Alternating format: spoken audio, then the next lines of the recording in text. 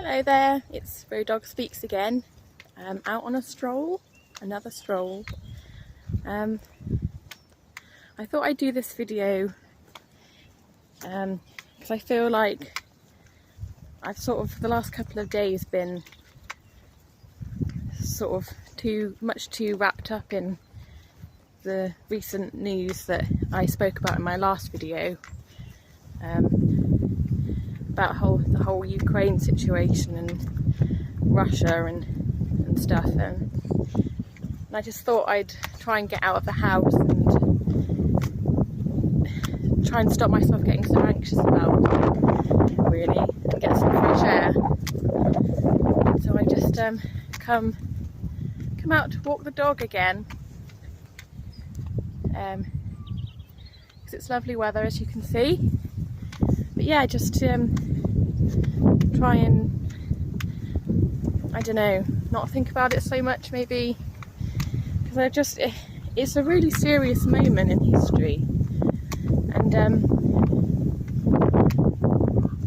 it's very worrying. So just, you know, on a personal level, it's just, you know, people say when sort of things like this happen, it's happening far away and it's in a different country and it's not really anything for us to worry about. Well, actually, Ukraine is a European country and it's a sovereign nation, a very modern nation, and it's been invaded by another country. And then that's not, you know, unprovoked. It's not really happened in a good while. And it's very reminiscent of the beginnings of the Second World War. So I think we should be quite worried about possibilities of what could happen next. Because those possibilities are quite vast in many ways. And you know, people have been saying, like, asking questions about, you know, why can't we get boots on the ground? Why doesn't NATO bring soldiers into Ukraine, and why can't we just, you know, bring troops in? And you know, that's a fair question, but I think the politics of it is a bit, because if we did that, if we decided that as a group of NATO countries we were going to collectively bring in troops and put them on Ukraine soil, you would think that, you know, we're supporting Ukraine by giving them physical support, but in actual fact it would be a direct threat to Russia, and therefore pretty much a declaration of war, which we do not want to do and we're trying to avoid, which is why we're not going to be doing that for the moment, I hope. As well, people ask, why can't we provide air support and create a no-fly zone in Ukraine? Well, again, that creates a threat to Russia, because if at any moment a NATO aircraft comes into contact with Russian aircraft and a plane gets shot down, then that becomes very dangerous as well, and that's also a declaration of war, pretty much. That's why that's not happening.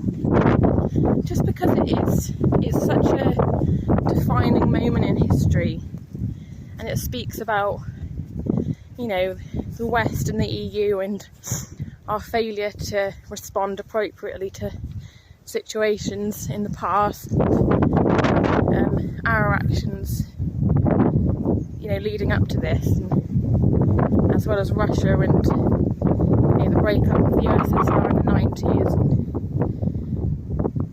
And, yeah, all paths seem to have conflagrated to this moment, and never in my lifetime would I have thought that this would be happening again, because you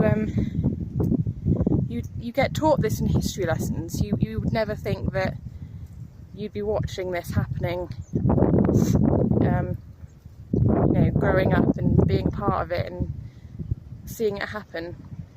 And that's why I'm quite worried for all the people in Ukraine and their families and the brave people that have decided to stay and fight for their country.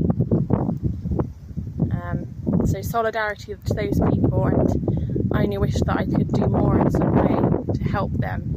I don't know, it's making me feel very scared and worried, because I don't know what's going to happen, and I don't know how we're going to react. And I just try and make the comparison.